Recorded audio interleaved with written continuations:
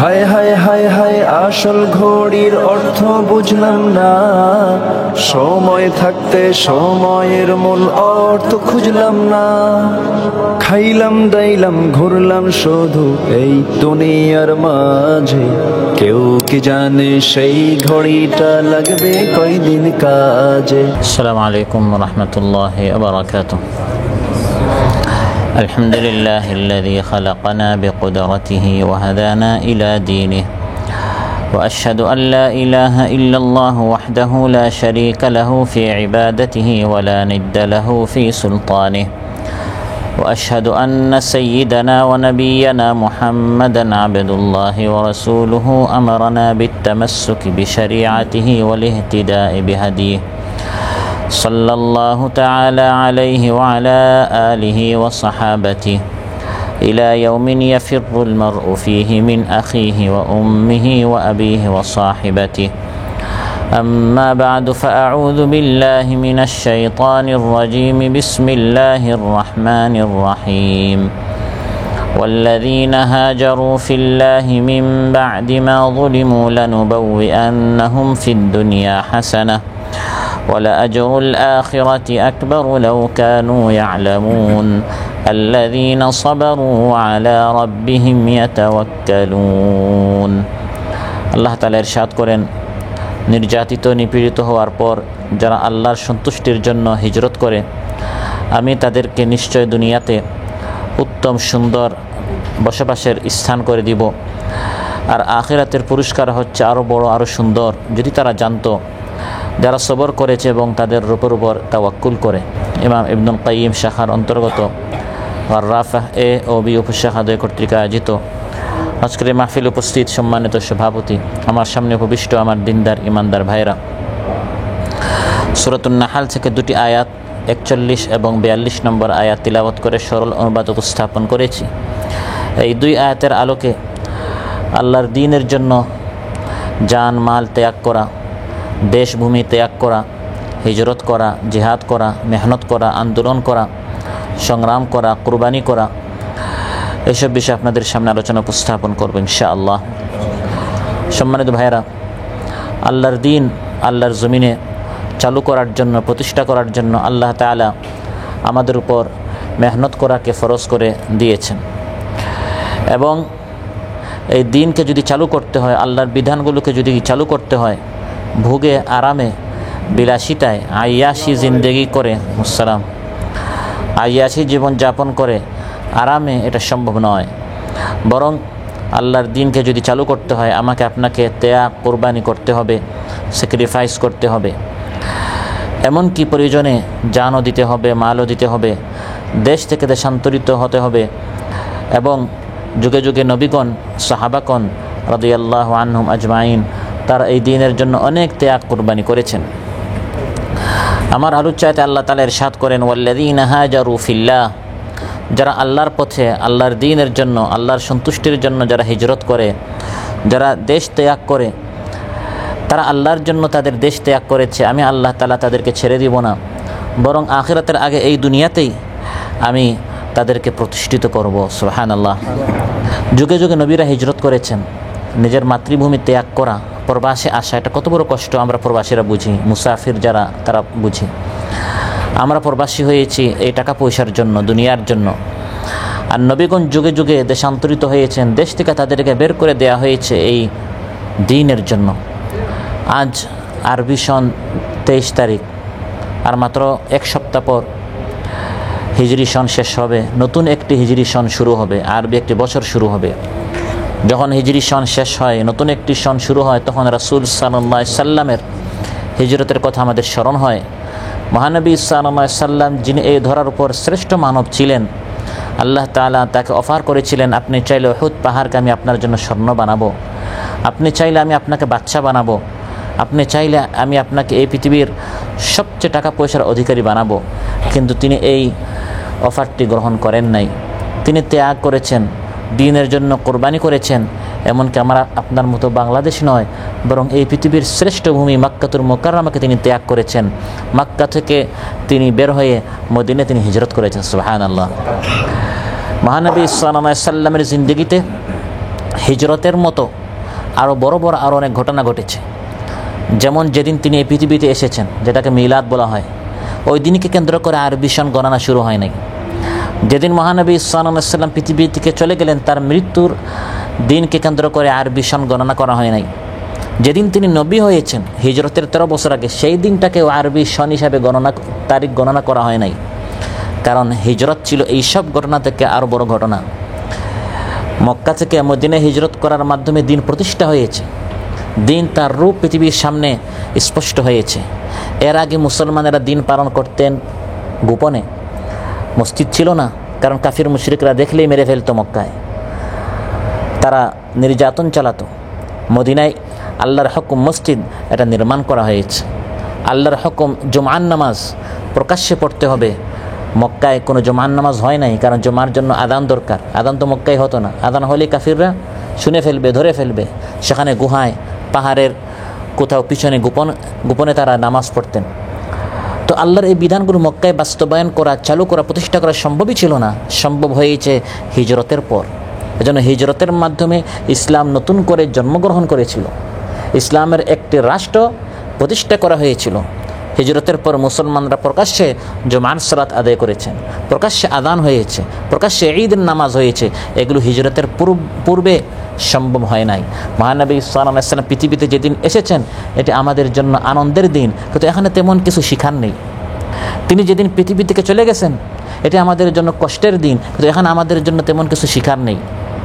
কিন্তু মহানবী সাল্লাল্লাহু আলাইহি ওয়াসাল্লাম যেদিন হিজরত করেছেন, এটি আমাদের জন্য অনুপ্রেরণার দিন। এখানে অনেক কিছু শিখার আছে। তিনি কিভাবে ত্যাগ করেছেন, কোরবানি করেছেন, স্যাক্রিফাইস করেছেন আমার আপনার পর্যন্ত এদিন পৌঁছে দেওয়ার জন্য। তিনি কিভাবে হিজরত করেছেন, তিনি কিভাবে তার দেশ ত্যাগ করে মদিনায় তিনি চলে গেলেন। সুবহানাল্লাহ। প্রিয় ভাইরা, যুগে যুগে এভাবে নবীরা হিজরত করেছেন, যেভাবে রাসূল সাল্লাল্লাহু আলাইহি ওয়াসাল্লাম হিজরত করেছিলেন। হিজরত ছিল একটি যুগান্তকারী ঘটনা, একটি ঐতিহাসিক ঘটনা। এর মাধ্যমে মহানবী সাল্লাল্লাহু আলাইহি ওয়াসাল্লাম হিজরতের আগে ছিলেন মসজিদের ইমাম। মহানবী সাল্লাল্লাহু আলাইহি ওয়াসাল্লাম হিজরতের আগে কেবল মুসল্লিদের ইমাম ছিলেন। হিজরতের পর মদিনায় গিয়ে তিনি একটি রাষ্ট্রের ইমাম হয়ে গেলেন, তিনি একটি সমাজের ইমাম হয়ে গেলেন। পৃথিবীবাসীর সামনে তিনি দেখালেন কিভাবে রাষ্ট্রের ইমাম হয়ে সুদকে বন্ধ করতে হয়, ঘুষ বন্ধ করতে হয়, হত্যা, খুন, খারাপি, লুণ্ঠন, রাহাজানি, বদমাইশি এগুলো কীভাবে বন্ধ করতে হয়, এবং একটি ইসলামী সমাজ কীভাবে প্রতিষ্ঠা করতে হয় তিনি গোটা বিশ্ববাসীকে দেখিয়ে দিয়েছেন। এটা হিজরতের আগে নয়, বরং হিজরতের পরে। এজন্য হিজরতকে কেন্দ্র করে আরবি গণনা, আরবি সনের গণনা শুরু করা হয়েছে। হযরত ওমর রাদিয়াল্লাহু আনহুর জামানায় এক ব্যক্তির কাছে টাকা পায়, এবং লিখিত চুক্তি ছিল শাবান মাসে টাকা পায়। শাবান মাস কোন সনে এটা লেখা ছিল না। যখন সে দাবি করলো আমি তার কাছে টাকা পাই, এটা কোন সনে এটা লেখা ছিল না। আমার নিকট যখন মামলাটি আসলো, তিনি বললেন কোন বছর? বলে আমাদের নিকট তো কোনো বছর নেই, আমরা এটা তো হিসাব করি না। তখন আমার বললেন যে আমাদের মুসলমানদের আলাদা একটি তারিখ থাকতে হবে, শুধু মাসগুলো থাকলে হবে না। মুহররম, সফর ইত্যাদি, রমাদান, শাবান, এভাবে মাস আছে, কিন্তু আমাদের কোনো বছর নেই। একজন বলল আমরা সেই যুগের সুপার পাওয়ার রোমানদের যে আপনার ক্যালেন্ডার আছে, তারিখ আছে, সেই হিসাবে আমরা গণনা করি। হযরত ওমর বললেন না, আমরা একটি স্বতন্ত্র এক জাতি, মুসলিম জাতি, আমাদের আলাদা একটি ক্যালেন্ডার হতে হবে, তারিখ থাকতে হবে। আরেকজন পরামর্শ দিল যে আরেক সুপার পাওয়ার পারস্য, তাদের যে ক্যালেন্ডার তারিখ আছে সেই হিসাবে আমরা গণনা করি। বলা হলো না, আমাদের আলাদা একটি তারিখ থাকতে হবে। তারপর সিদ্ধান্ত হলো আমাদের আলাদা একটি তারিখ থাকতে হবে। কেউ বলল আল্লাহ নবীর মিলাদ থেকে, কেউ বলল যেদিন আল্লাহ নবী হয়েছেন সেদিন থেকে। কিন্তু শেষে সংখ্যা গরিষ্ঠের আপনার মতামতের ভিত্তিতে সিদ্ধান্ত হয় যে যেদিন মহানবী সাল্লাল্লাহু আলাইহি ওয়াসাল্লাম হিজরত করেছেন সেই দিন থেকে তারিখ গণনা করা হবে। সুবহানাল্লাহ। সাহাবায়ে কেরাম বুঝেছেন যে মিলাদ থেকে, যেদিন তিনি নবী হয়েছেন সেদিন থেকে, যেদিন তিনি পৃথিবী থেকে চলে গেছেন সেদিন থেকে সবচেয়ে গুরুত্বপূর্ণ দিন ছিল মহানবী সাল্লাল্লাহু আলাইহি ওয়াসাল্লামের জিন্দেগিতে তার হিজরতের দিন। তার এই কুরবানির দিনের জন্য তিনি যে জান দিয়েছেন, মাল দিয়েছেন, এমনকি তার দেশকে ত্যাগ করেছেন, এই ত্যাগটি ঐতিহাসিকভাবে স্মরণ করে রাখার জন্য এই দিনটাকে কেন্দ্র করে আরবি সন গণনা শুরু করা হয়েছে। আমরা জানি তিনি হিজরত করেছেন রবিউল আউয়াল মাসে। তাহলে তো আরবি সন হিসাব মাসগুলো হিসাব শুরু করার কথা ছিল রবিউল আউয়াল থেকে, কিন্তু রবিউল আউয়াল থেকে শুরু হয় না, শুরু হয় কোন মাস থেকে? মুহররম থেকে। কেন? কারণ রবিউল আউয়ালে তিনি হিজরত করলেও প্ল্যান নিয়েছিলেন মুহররম মাসে, কারণ আনসারদের সাথে চুক্তি হয়েছিল। আনসাররা হজ করতে এসেছিল, আর হজ করতে যখন তারা আসলো তখন চুক্তি হলো যে আমাদের মদিনায় আপনারা মক্কা থেকে হিজরত করবেন। আর হজ তো আপনারা জানেন মাত্র কয়েক দিন আগে গেল। তো হজের পর প্রথম চাঁদ আসে কোন মাসের? মুহররম মাসের। এজন্য যেহেতু হিজরত রবিউল আউয়ালে করেছেন, কিন্তু প্ল্যান হয়েছিল দুলহিজ্জা মাসের শেষে প্রথম চাঁদ এসেছিল কোন মাসের? মুহররম মাসের। এজন্য যেহেতু মুহররম মাসের চাঁদটি হিজরতের সিদ্ধান্তের পর প্রথম চাঁদ, এজন্য এই মাস থেকে আরবি মাসের গণনা শুরু হয়েছে। তার মানে আরবি সন, আরবি মাস, আরবি তারিখ, এই সব কিছু গণনা শুরু করা হয়েছে মহানবী সাল্লাল্লাহু আলাইহি সাল্লামের হিজরতকে কেন্দ্র করে। তাহলে দ্বীনের জন্য হিজরত করা এটা অত্যন্ত গুরুত্বপূর্ণ একটি বিষয়। এমন এক পরিবেশ, এমন এক দেশে, এমন একটি এলাকায় আপনি আছেন যেখানে দিন পালন করা যায় না নির্বিঘ্নে নিশ্চিন্তে, সেই দেশ, সে এলাকা, আত্মীয় স্বজন, বাবা মা ভাই ব্রাদার, বন্ধু বান্ধব সাথী সঙ্গী সবার মহব্বত ত্যাগ করে অপরিচিত এক দেশে যাওয়া শুধু আল্লাহর মহব্বতে। যেই দেশে গেলে আপনি আত্মীয় স্বজন পাবেন না, কিন্তু নির্বিঘ্নে নামাজ পড়তে পারবেন। যেই দেশে গেলে আপনি বন্ধুবান্ধব পাবেন না, কিন্তু নিশ্চিন্তে রোজা রাখতে পারবেন। যেই দেশে গেলে আপনি আপনার ছোটোবেলা থেকে সারা জীবনের আপনজনকে পাবেন না, কিন্তু আপনার রবকে পাবেন। এভাবে একজন ঈমানদার যখন ত্যাগ করে তার এই দুনিয়ার সব কিছু ছেড়ে দিয়ে শুধু তার রবের খুশির জন্য দেশ ত্যাগ করবে, এটাকে আরবিতে হিজরত বলা হয়। আরবিতে কি বলা হয়? হিজরত বলা হয়। সম্মানিত ভাইরা, আল্লাহ সুবহানাহু ওয়া তাআলা আরো চাইতে ইরশাদ করেন, ওয়াল্লাযীনা হাজারু ফিল্লাহি মিন বা'দি মা যুলিমু লানুবাউইআন্নাহুম ফিদ দুনিয়া হাসানা। নির্যাতিত হওয়ার পর, নিপীড়িত হওয়ার পর যারা আল্লাহর পথে হিজরত করবে, আল্লাহর জন্য তাদের দেশ ত্যাগ করবে, তাদেরকে আখিরাতের আগে দুনিয়াতে উত্তম বাসস্থান আল্লাহ তাদেরকে দিবেন। সুবহানাল্লাহ। হতে পারে আপনি যে দেশে ছিলেন ওই দেশে আপনার বাড়ি অনেক সুন্দর ছিল, প্রাসাদ ছিল, ব্যবসা বাণিজ্য ছিল, কিন্তু এই দ্বীনের কাজ করার অপরাধে, দ্বীনের মেহনত করার অপরাধে আপনার দোকান তারা দখল করে নিল, জ্বালিয়ে দিল, ঘর বাড়ি তারা নিয়ে নিল, বাহ্যিকভাবে দুনিয়াতে আপনি ক্ষতিগ্রস্ত হয়েছেন। আল্লাহ তাআলা বলেন ফিদ দুনিয়া হাসানা, আখিরাতের আগে এই দুনিয়াতে আপনাকে আল্লাহ তাআলা উত্তম সুন্দর একটি ঠিকানা দিবেন, আশ্রয়স্থল দিবেন, বাসস্থান দিবেন। সুবহানাল্লাহ। প্রিয় ভাইরা, দ্বীনের জন্য এভাবে ত্যাগ তিতিক্ষা কোরবানি নতুন কিছু নয়। আজ আমরা দেখছি গাজ্জাবাসীকে দেশান্তরিত করার জন্য তাদেরকে হিজরত করতে বাধ্য করা হচ্ছে, নিজের দেশ ত্যাগ করতে বাধ্য করা হচ্ছে শুধু এই দ্বীনের জন্য। তারা খাবার পাচ্ছে না, পানীয় পাচ্ছে না, মৌলিক অধিকারগুলো পাচ্ছে না। আজ আপনার রুমে যদি একদিন কারেন্ট না থাকে, 2 দিন যদি পানি না থাকে, আমরা কেমন পেরেশান হয়ে যাই। সেখানে মাসের পর মাস পানি নেই, ঔষধ নেই, চিকিৎসা নেই, খাবার নেই। তাদেরকে গাজ্জা থেকে হিজরত করতে বের করে দিতে বাধ্য করা হচ্ছে শুধু এই দ্বীনের জন্য। আমাদের পার্শ্ববর্তী মায়ানমার থেকে লক্ষ লক্ষ মুসলমানেরা বাংলাদেশে হিজরত করেছে দ্বীনের জন্য। তারা যদি বদ্ধ হয়ে যেতেন তাদেরকে হিজরত করতে বাধ্য করা হতো না। এর আগে ইরিত্রিয়া, চেচনিয়া, সোমালিয়া বিভিন্ন দেশের মুসলমানেরা হিজরত করেছেন এই দ্বীনের জন্য। হযরত শুআইব আলাইহিস সালামকে তার কওম হুমকি দিয়ে তারা বলেছিল, ক্বালাল মালাউল্লাযীনা ইসতাকবারু মিন কওমিহি লানুখরিজান্নাকা ইয়া শুআইব ওয়াল্লাযীনা আমানু মা'আকা মিন ক্বরিয়াতিনা আও লাতাউদুন্না ফি মিল্লাতিনা।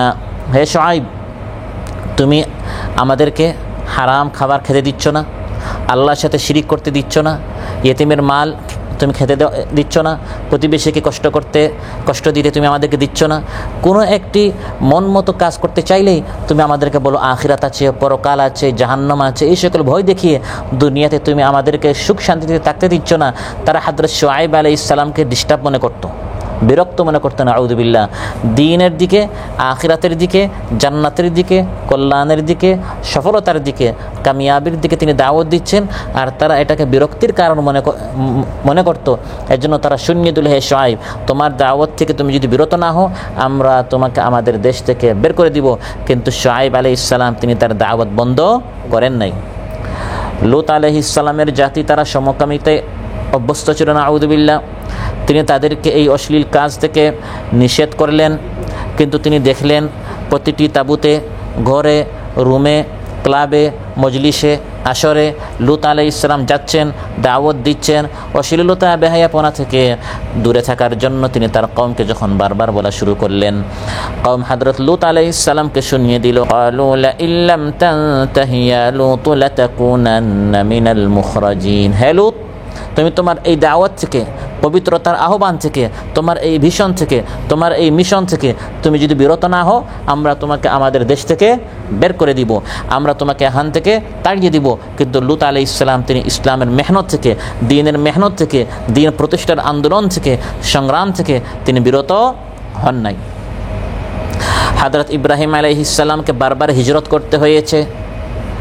ইরাক থেকে তাকে একবার শামে যেতে হয়েছে, মক্কায় তার স্ত্রী হাজার এবং সন্তান ইসমাইলকে রেখে আসতে হয়েছে, মিশরে যেতে হয়েছে, বারবার তাকে হিজরত করতে হয়েছে। ওয়াকালা ইন্নী মুহাজিরুন ইলা রাব্বি, তিনি শুনিয়ে দিলেন, আমি আমার রবের দিকে হিজরত করব, কিন্তু আমি আমার দ্বীনের বিষয়ে কোনো আপোষ করব না, কোনো আমি ছাড় দিব না। আমি আমার এই দায়িত্ব থেকে, দ্বীন প্রতিষ্ঠার এই মেহনত থেকে আমি কখনো বিরত হব না। প্রয়োজনে আমি হিজরত করব, দেশ ত্যাগ করব, জানমাল দিব, কিন্তু আমি আমার দ্বীনের এই দায়িত্ব থেকে আমি কখনো বিরত হব না।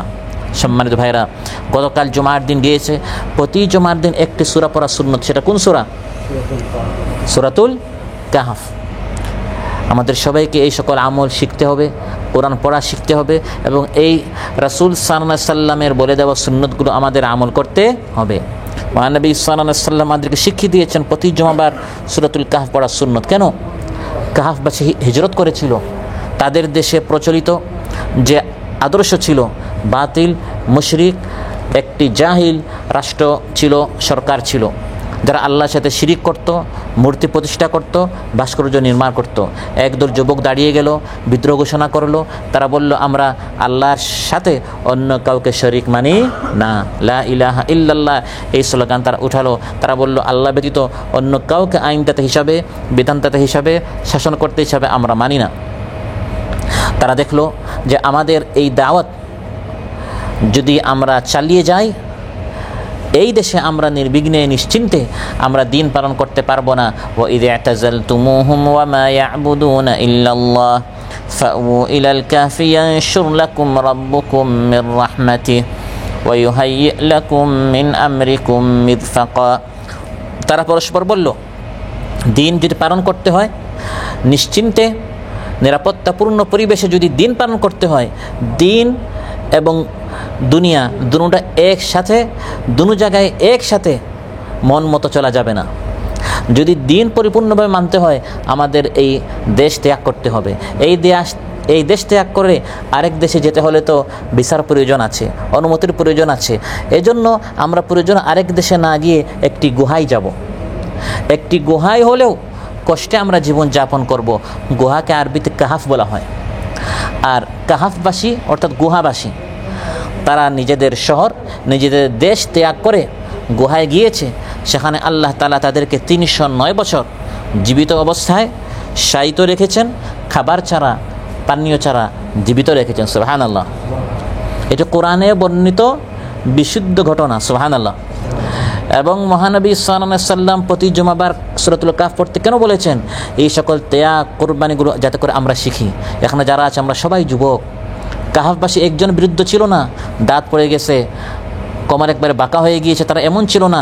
আল্লাহ কোরআনের মধ্যে বলেন, ইন্নাহুম ফিতিয়া, তারা একদল তরুণ ছিল, যুবক ছিল, কিন্তু তাদের এই যৌবনকাল, তাদের এই তারুণ্যের সময়টা তারা অযথা, অনর্থক, বেফায়দা কাজে তারা নষ্ট করে নাই। তারা দিন প্রতিষ্ঠার আন্দোলনে তারা এগিয়ে এসেছে, আল্লাহর দিনকে বাস্তবায়ন করার জন্য তারা জান দিয়েছে, মাল দিয়েছে, প্রয়োজনে দেশ থেকে দেশান্তরিত হয়ে গুহায় আশ্রয় নিয়েছে, কষ্টে জীবন যাপন করেছে, কিন্তু তারা দিনের বিষয়ে সমঝোতায় আসে নাই, দিনের বিষয়ে তারা কোনো ছাড় দেয় নাই। সুবহানাল্লাহ। সম্মানিত ভাইরা, এভাবে শুধু আগের নবীগণ, শুধু আগের নেককার লোকেরা তা নয়, বরং বর্তমান আমাদের রাসূল সাল্লাল্লাহু আলাইহি ওয়াসাল্লাম তিনিও হিজরত করেছেন এবং তার সাথে সাহাবে কেরাম রিদওয়ানুল্লাহ আলাইহিম আজমাইন তারাও হিজরত করেছেন, তারাও কষ্ট করেছেন। মহানবী সাল্লাল্লাহু আলাইহি ওয়াসাল্লাম যখন ইসলামের দাওয়াত দেওয়া শুরু করলেন, প্রকাশ্যে ইসলাম যখন দাওয়াত দেওয়া শুরু করলেন, কাফির মুশরিকরা নিপীড়ন নির্যাতন চালালো।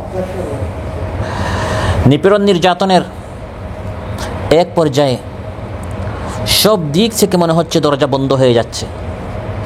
হযরত বেলাল রাদিয়াল্লাহু আনহুকে মক্কার উত্তপ্ত গরম ময়দানে মাটির উপরে চিৎ করে শুয়ে বুকে গরম পাথর রাখা হতো এবং বলা হতো, হে বেলাল, তোমার সামনে একটাই অপশন, সেটা হচ্ছে তুমি তোমার এই ইসলাম থেকে বিরত হও, ফিরিয়ে আসো, অন্যথায় এরকম তোমাকে কষ্ট করে করে মৃত্যুবরণ করতে হবে।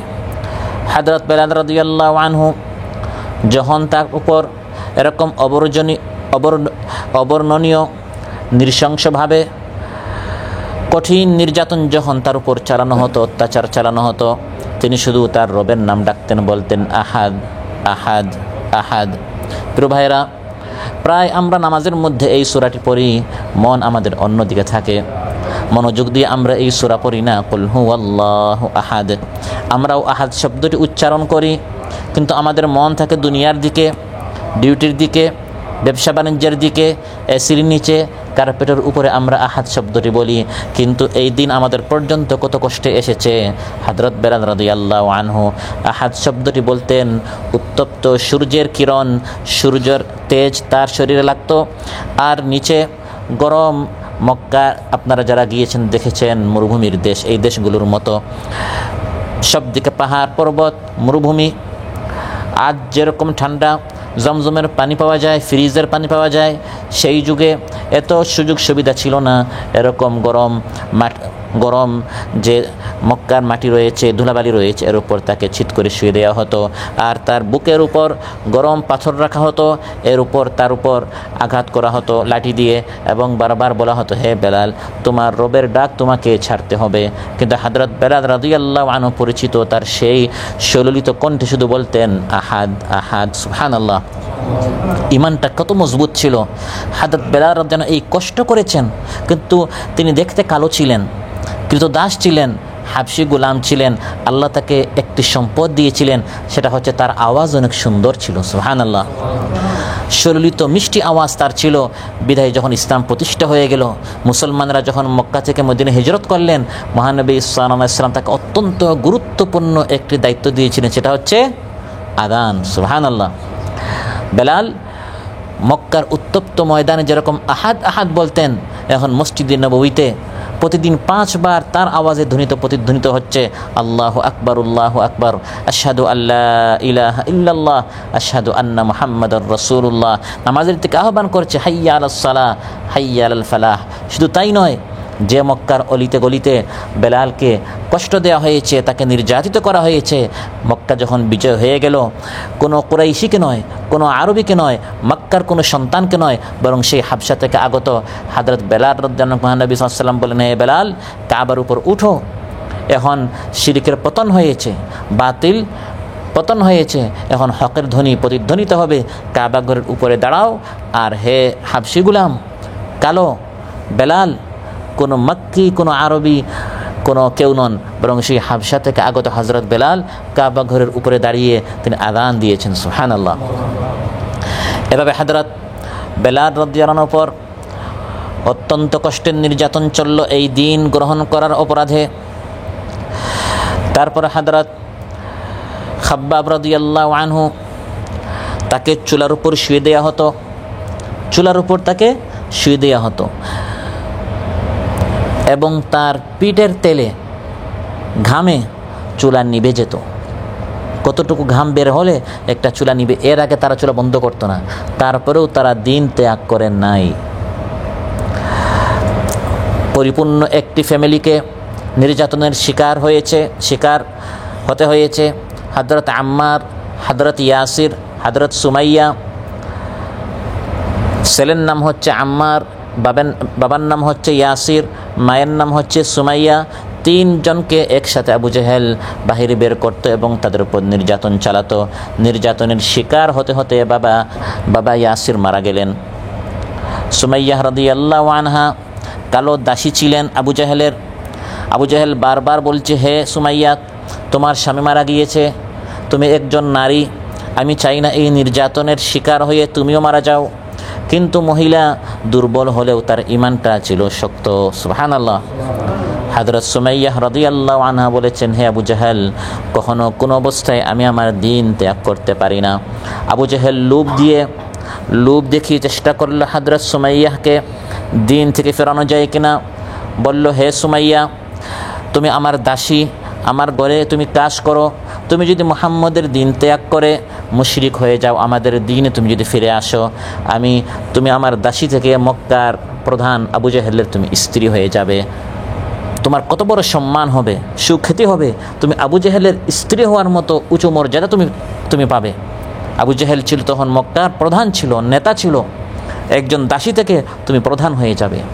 হযরত সুমাইয়া রাদিয়াল্লাহু আনহা তখন আবু জেহেল তার চেহারায় থুতু নিক্ষেপ করলেন এবং বললেন, হে আবু জেহেল, তোর এই অফার আমি গ্রহণ করতে পারি না। আবু জেহেল তখন রাগান্বিত হয়ে তার হাতে বর্ষা ছিল, এই বর্ষা দিয়ে হযরত সুমাইয়া রাদিয়াল্লাহু আনহার নিম্ন দেশে আঘাত করে তাকে শহীদ করে দিল। হযরত সুমাইয়া রাদিয়াল্লাহু ছিলেন ইসলামের প্রথম শহীদ। ইসলামের প্রথম শহীদ হচ্ছেন একজন নারী।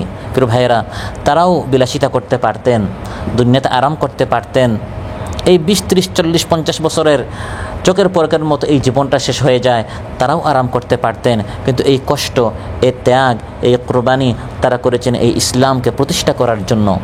মহানবী সাল্লাল্লাহু আলাইহি ওয়াসাল্লাম যখন দেখলেন কোনোভাবে আর পারা যাচ্ছে না, মক্কার পরিবেশটা খুব বেশি প্রতিকূল হয়ে গেছে, তখন মহানবী সাল্লাল্লাহু আলাইহি ওয়াসাল্লাম তিনি নবী হওয়ার 5ম বছর সাহাবীদেরকে অনুমতি দিলেন, আপনারা এখন পাশে একটি দেশ আছে আবসিনিয়া, যেটাকে হাবেশা বলা হয়, বর্তমানে ইথিওপিয়া বলা হয়, আপনারা ওই আবসিনিয়ায় হিজরত করেন।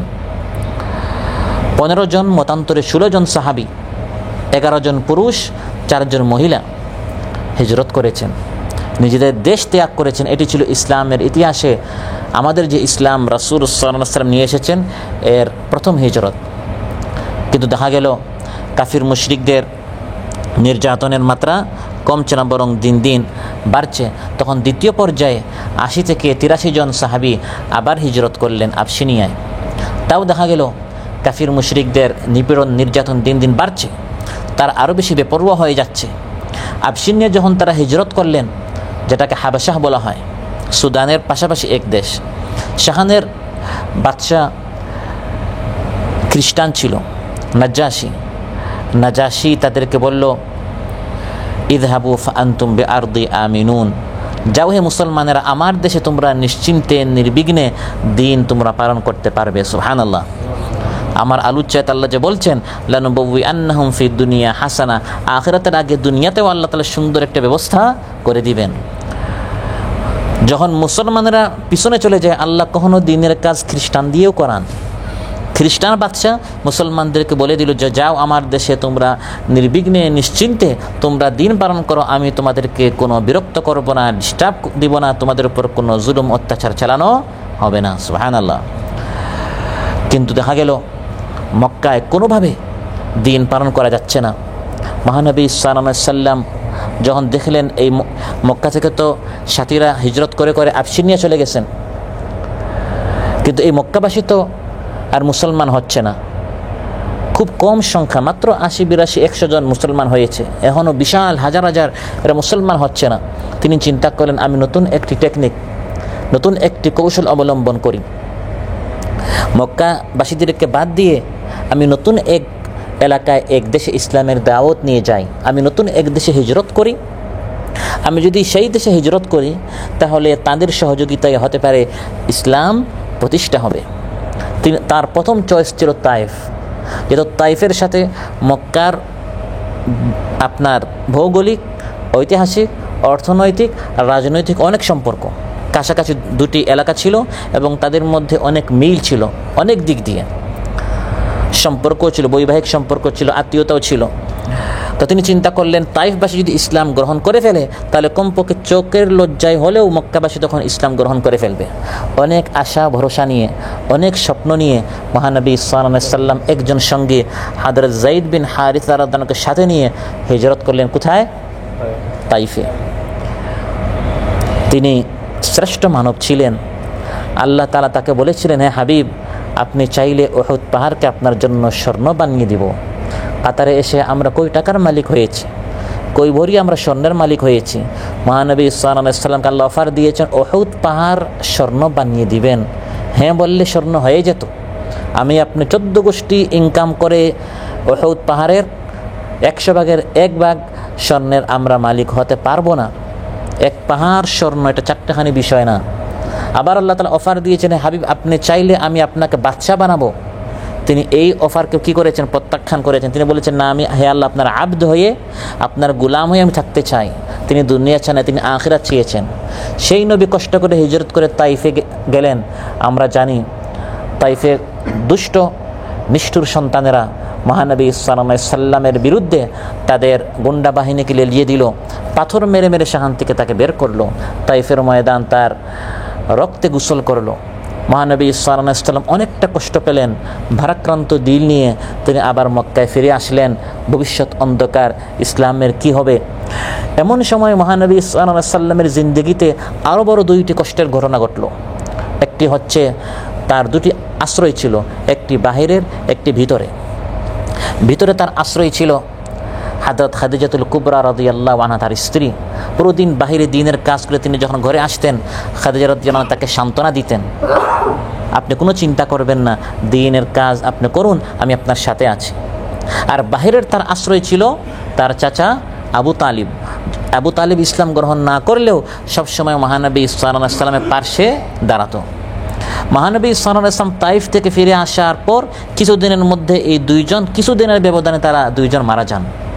একদিকে তাইফে মহানবী সাল্লাল্লাহু আলাইহি সাল্লাম নির্যাতিত হয়ে আসলেন, অন্যদিকে মক্কাবাসীর অবর্ণনীয় তাদের নিপীড়ন, নির্যাতন, নিষ্পেষণ, জুলুম, অত্যাচার। অন্যদিকে খাদিজা রাদিয়াল্লাহু আনহা মারা গেলেন আর আবু তালিবও মারা গিয়েছেন। তখন মনে হচ্ছে সামনে হতাশা, নিরাশা, ইসলাম আদৌ কি প্রতিষ্ঠা হবে, ইসলাম আদৌ কি জিন্দা হবে? এমন সময় আল্লাহ তাআলা সূরা ইউসুফ নাজিল করলেন। সূরা ইউসুফ নাজিল করে হযরত ইউসুফ আলাইহিস সালামের পুরা কাহিনী শোনালেন। হাবিব, আপনার আগে একজন নবী ছিলেন, তার নাম ইউসুফ। তার আপন ভাইরা তাকে অন্ধকার কুয়ায় ফেলেছে, আমি আল্লাহ তাআলা তার সাথে ছিলাম। অন্ধকার কুয়া থেকে তাকে আমি মিশরের সিংহাসনে বসিয়েছি। আপনি নিরাশ হবেন না, আপনার ভাইরা মক্কায় যারা ছিল সবাই তার ভাই, ভাতিজা, চাচা, খালু, আত্মীয়রাই ছিল। আপনার এই আত্মীয়রাও আজ আপনাকে কেমন জানি একটা অন্ধকার কুয়ায় ফেলে দিয়েছে। ভবিষ্যৎ মনে হচ্ছে অন্ধকার। একদিন আসবে যেরকম ইউসুফ আলাইহিস সালামের ভাইরা তার সামনে ভিক্ষুকের মতো ছিল, আপনার এই আত্মীয়স্বজন ভাইরাও আপনার সামনে ভিক্ষুকের মতো হবে। আপনার ভাই ইউসুফ যেমন মিশরের সিংহাসনে বসেছে, আপনাকেও আমি কোনো একটি রাষ্ট্রের সিংহাসনে বসাবো। কিছুদিন যেতে না যেতে তিনি মদিনার সিংহাসনে বসেছেন। 8 বছর যেতে না যেতে মক্কা বিজয় হয়ে এই কাফির মুশরিকরা তাকে এতদিন যারা তাকে নির্যাতন, নিপীড়ন করেছে, তারা তার সামনে ভিক্ষুকের মতো তারা দাঁড়ানো ছিল। সুবহানাল্লাহ। প্রিয় ভাইরা, এভাবে ত্যাগ, তিতিক্ষা, কুরবানি করে করে আজ পর্যন্ত এই ইসলাম আমাদের পর্যন্ত পৌঁছিয়েছে। সূরা ইউসুফ যখন নাজিল হলো, মহানবী সাল্লাল্লাহু আলাইহি সাল্লাম কিছুটা তিনি আশাবাদী হলেন। তার হযরত ইউসুফকে আল্লাহ তাআলা যেরকম মিশরের সিংহাসনে বসিয়েছেন, আমার মাধ্যমেও আবু তালিব মারা গেলেও, খাদিজা রাদিয়াল্লাহু আনহা মারা গেলেও, তাইফবাসী আমাকে নিরাশ করলেও কোনো না কোনো জায়গায় কারো না কারো মাধ্যমে আল্লাহ তাআলা ইসলামকে জিন্দা করবেন। মহানবী সাল্লাল্লাহু আলাইহি সাল্লাম নতুন একটি কৌশল, হিকমত, টেকনিক তিনি অবলম্বন করলেন। সেটি হচ্ছে, এখন আমি তাইফের মতো নতুন জায়গায় যাব না, বরং আমি যেহেতু মক্কায় আছি, আর মক্কায় তো মানুষ হজের জন্য এমনিই আসে, তো হজে মানুষ যখন আসে আমি তাঁবুতে যাব। তিনি তখন নতুন কৌশল অবলম্বন করলেন।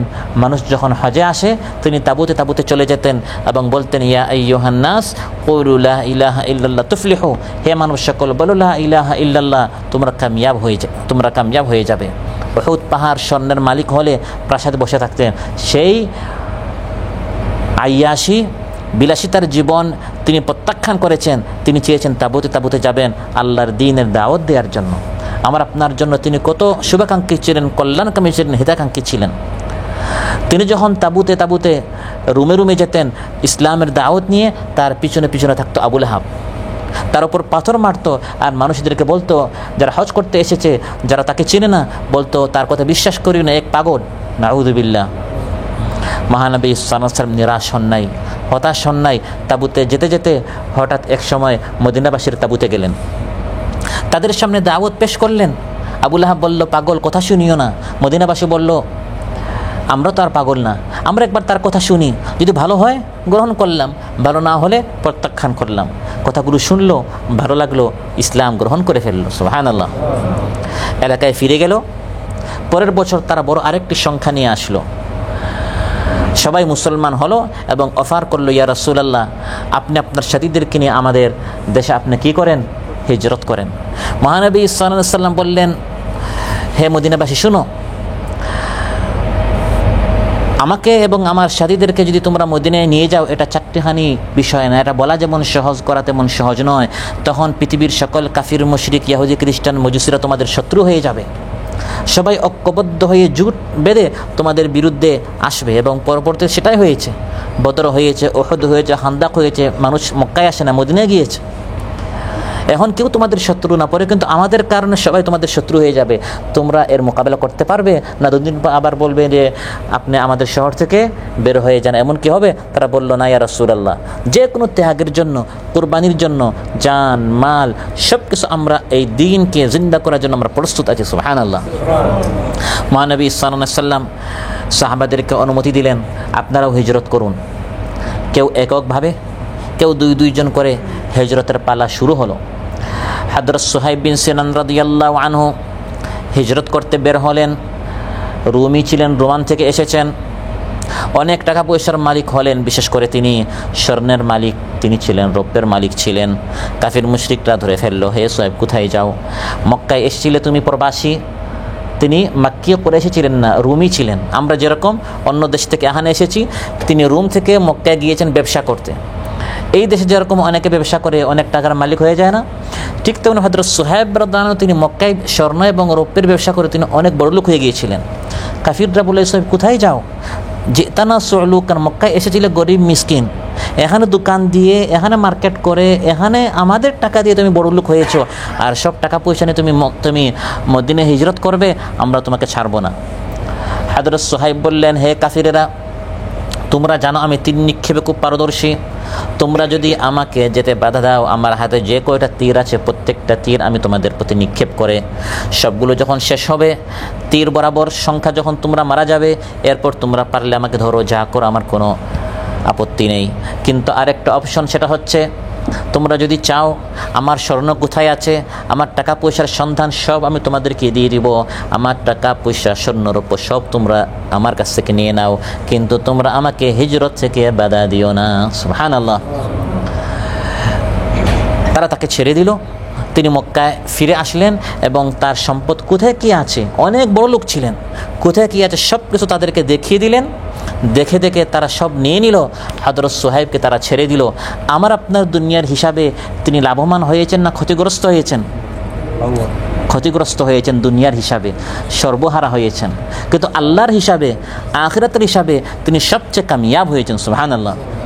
মদিনা যখন হিজরত করলেন এবং আল্লাহর নবীকে যখন এই ঘটনা তিনি শোনালেন, ইয়া রাসূলুল্লাহ, হিজরত করতে গিয়ে আমি আমার মক্কায় এতকাল যাবৎ যা উপার্জন করেছি, আমি 50% নয়, 60% নয়, 70% নয়, 100%, 100% আমি যা উপার্জন করেছি পুরা মাল আমি কাফিরদেরকে দিয়ে এসেছি, বিনিময়ে আমি আপনার নিকট এসে হিজরত করলাম। মানুষ সাল্লাম ইরশাদ করেন, রাবিহাল বাইউ আবা ইয়াহইয়া, রাবিহাল বাইউ আবা ইয়াহইয়া, আল্লাহর সাথে ব্যবসা করতে গিয়ে আবু ইয়াহইয়া সুহাইব লাভবান হয়েছে, ক্ষতিগ্রস্ত হয়নি। সুবহানাল্লাহ। আমি আপনি লাভবান কাকে মনে করি? যে 10 টাকা বেশি ইনকাম করতে পারে, 100 টাকা বেশি উপার্জন করতে পারে। আর আল্লাহর নবীর হিসাব হচ্ছে আল্লাহর পথে যে বেশি খরচ করতে পারে সে বড় লাভবান, কারণ যা আল্লাহর পথে খরচ করবেন সেটাই আপনার জন্য বাকি থাকবে। ওয়া মিনান নাসি মান ইয়াশরি নাফসাহু বিতিগা মারদাতিল্লাহ ওয়াল্লাহু রাউফুম বিল ইবাদ। এভাবে সাহাবীরা যিনি যেরকম পেরেছেন তিনি সেরকম হিজরত করেছেন। প্রথম যিনি হিজরত করেছেন হযরত মুসআব রাদিয়াল্লাহু আনহু, সাথে একজন অন্ধ সাহাবী আব্দুল্লাহ বিন উম্মে মাকতুম রাদিয়াল্লাহু আনহু। তাহলে ইসলামের জন্য কারো কোনো উযর নেই, অজুহাত নেই। তিনি অন্ধ সাহাবী ছিলেন, তারপরে তিনি হিজরত করেছেন, দ্বীনের জন্য তিনি এই ত্যাগটা করেছেন। হযরত বারা বিন আযিব রাদিয়াল্লাহু আনহু বলেন, কানা ইউকরিআনিন নাসাল কুরআন। হযরত মুসআব এবং হযরত আব্দুল্লাহ বিন উম্মে মাকতুম এই দুইজন সাহাবী হিজরত করে মক্কা থেকে মদিনায় এসে এই দুইজন আমাদেরকে কোরআন শিখাতেন। কি শিখাতেন? হিজরত করে তারা সবার আগে মদিনায় গিয়েছেন। মহানবী সাল্লাল্লাহু আলাইহি ওয়াসাল্লাম দায়িত্ব দিয়েছেন, আপনারা মদিনায় হিজরত করে দেশ ভিটা মাটি ঘর বন্ধু বান্ধব সব ত্যাগ করেছেন কোরআন শিখাবার জন্য। তাহলে কোরআন শিখানোর জন্য আর কোরআন শেখার জন্য মাঝে মধ্যে ঘর বাড়ি ছাড়তে হয়, মাঝে মধ্যে নিজের ব্যক্তিগত অনেক কাজ ছাড়তে হয়, দেশে কথাবার্তা বলা একটু ছাড়তে হয়, একটু ভালো করে খাবার রান্না বান্না করে পেট ভরে খাবো এই সুখ শান্তি একটু ত্যাগ করে এসে কোরআন শিখতে হবে, কোরআন শিখাতে হবে। দুনিয়ার সব সুখ শান্তি পেয়ে দিন শিখা যাবে না। তারা দিন শিখাবার জন্য মক্কা থেকে মদিনা গিয়েছেন। আমরা মাঝে মধ্যে ইমুতে দেশে কথাবার্তা বলা, ঘন্টার পর ঘন্টা বন্ধু বান্ধবের সাথে কথাবার্তা বলা, আড্ডা মারা, এগুলো আমরা একটু ছাড়তে পারবো না? যখন কোরআনের ক্লাস চালু করে আমি আমার দুনিয়ার সব কাজকর্ম শেষ করে এসে আমি কি দিন শিখতে পারবো? এটার জন্য ত্যাগের দরকার আছে না নাই? ত্যাগ কোরবানি অবশ্যই করতে হবে এবং এর জন্য দৃষ্টান্ত স্থাপন করেছেন সাহাবায়ে কেরাম রিদওয়ানুল্লাহি আলাইহিম আজমাইন। তারা এভাবে হিজরত করেছেন এবং হযরত মুসআব রাদিয়াল্লাহু আনহু যিনি প্রথম হিজরত করেছেন কোরআন শিখাবার জন্য, তিনি মক্কায় সবচেয়ে ধনী লোকদের একজন ছিলেন। হযরত মুসআব রাদিয়াল্লাহু আনহু যিনি প্রথম হিজরত করেছেন মদিনাবাসীকে কোরআন শিখাবার জন্য, তিনি তার মায়ের এক সন্তান ছিলেন এবং তার মা তাকে খুব বেশি আদর করতেন। মক্কার সবচেয়ে বড় লোকদের তিনি একজন ছিলেন। এক জুব্বা তিনি দুইবার পরতেন না। এক টুপি, তিনি যে টুপি পরতেন এটা আনকমন ছিল না, বরং ওয়ান পিস ছিল। একটা হচ্ছে কমন টুপি সবাই পরে, একটা হচ্ছে আনকমন অনেক কম দেখা যায় নাকি, একটা হচ্ছে ওয়ান পিস অর্ডার দিয়ে বানিয়েছে, এটার কোনো দ্বিতীয় কোনো কি নাই, নজির নেই। হযরত মুসআব রাদিয়াল্লাহু আনহু ইতিহাসে পাওয়া যায় এত বড় লোক ছিলেন, এত ধনী ছিলেন, ইসলাম গ্রহণ করার আগে তার মা তার জন্য এমন টুপি আনতো, চাদর আনতো, জুব্বা আনতো যেটা ওয়ান পিস হতো। এত বড় লোক ছিলেন, এত বড় তিনি ধনী ছিলেন। রাস্তা দিয়ে যখন যেতেন এমন আতর সুগন্ধি লাগাতেন, অনেকক্ষণ পরে যখন কেউ যেত এই আতরের সুগন্ধি এটা শুধু মুসআবই লাগাতো, সবাই জানতো যে এই রাস্তায় কে গিয়েছে, মুসআব গিয়েছে। কিন্তু ইসলাম গ্রহণ করার অপরাধে তার মা তার কাছ থেকে তার সব টাকা পয়সা ব্যবসা বাণিজ্য যা আছে সব কেড়ে নিয়েছে। প্রিয় ভাইরা, আমরা এই প্রবাসে এসে কই টাকার মালিক হচ্ছে? আমাদের আগে যারা 20-30 বছর আগে এসেছে তাদেরকে জিজ্ঞাসা করেন, আপনারা 30 বছর 40 বছর, বিশেষ করে যারা নামাজ পড়ে নাই, যারা কোরআন শিখে নাই, জিজ্ঞাসা করেন আপনি কয়জনের মুখে হাসি ফোটাতে পেরেছেন? বাবা মা ভাই বোন স্ত্রী সন্তান সবাইকে আপনি কি খুশি করতে পেরেছেন? এমন যেন না হয় যে আল্লাহকে আমরা খুশি করতে পারলাম না, স্ত্রী সন্তানদেরকে আমরা খুশি করতে পারলাম না। দুনিয়ার জন্য রাত দিন ইনকাম করে হযরত মুসআব থেকে আপনি বড় ধনী হতে পারবেন না। কয় টাকার মালিক হবেন? তিনি এই দুনিয়া পেয়ে তিনি দুনিয়াকে লাথি মেরেছেন। আর আমরা সেই দুনিয়া আদৌ পাবো কিনা, আমরা অনেক রঙিন স্বপ্ন দেখি, স্বপ্নের জায়গায় থাকে, না দুনিয়া পাই না আখিরাত পাই। দুনিয়াতেও আমরা অবহেলিত, লাঞ্ছিত, আর আখিরাতে দেখা যায় দিন না মানার কারণে আমরা অনেকেই সেখানে কি ঠিকানা হবে আল্লাহ তাআলা ভালো জানেন। হযরত মুসআব রাদিয়াল্লাহু আনহু তিনি দিন মানার কারণে তার মা তার কাছ থেকে এগুলো সব কেড়ে নিল। তিনি শহীদ হয়েছেন উহুদ যুদ্ধে।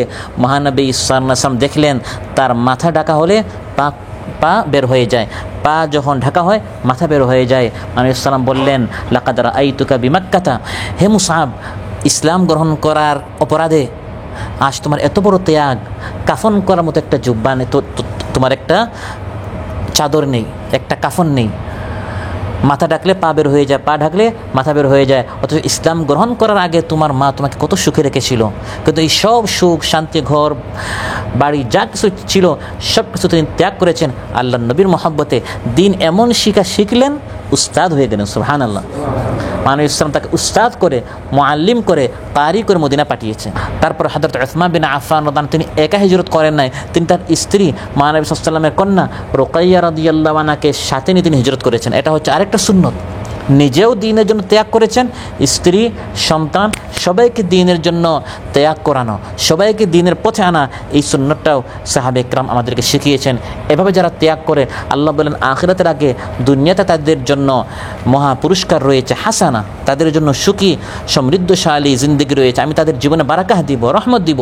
ওয়ালা আজরুল আখিরাতি আকবারু লাউ কানু ইয়ালামুন আল্লাযীনা সাবারু ওয়া আলা রাব্বিহিম ইয়াতাওয়াক্কালুন। আর আখিরাতে এর পুরস্কার আর অনেক বড়। যারা আল্লাহর দ্বীনের জন্য হিজরত করবে, ত্যাগ করবে, কুরবানি করবে, দুনিয়াতে তত তারা তাদের জিন্দগিতে বরকত পাবে, প্রাচুর্য পাবে, রহমত পাবে, বরকত পাবে। আর আখিরাতের পুরস্কার আর অনেক বড় যদি তারা জানতো। সেটা কি? আল্লাহ তাআলা সব গুনাহ মাফ করে দেবেন। সুবহানাল্লাহ।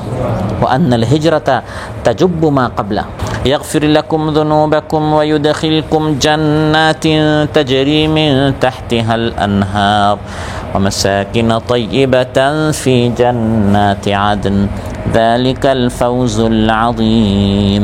আল্লাহ তাআলা বলেন, যারা দ্বীনের জন্য মেহনত করবে, জান ও মাল দিবে, আমি আল্লাহ তাআলা তাদের গুনাহ মাফ করে দিব এবং জান্নাতে প্রবেশ করাবো, এমন বাসস্থান দিব যার নিচ দিয়ে নদ নদী প্রবাহিত হবে। সুবহানাল্লাহ। সম্মানিত ভাইরা, এই দুনিয়ার সুখ শান্তি, দুনিয়ার আরাম আয়েশ, এগুলো থেকে বিমুখ হয়ে আমাকে আপনাকে আখিরাতমুখী হতে হবে। দুনিয়ামুখী হয়ে দুনিয়ার সুখ শান্তি কয়জনে পায়? আর সাধারণত দুনিয়াতে অধিকাংশ ক্ষেত্রে সুখী কাফির মুশরিকরাই হয়।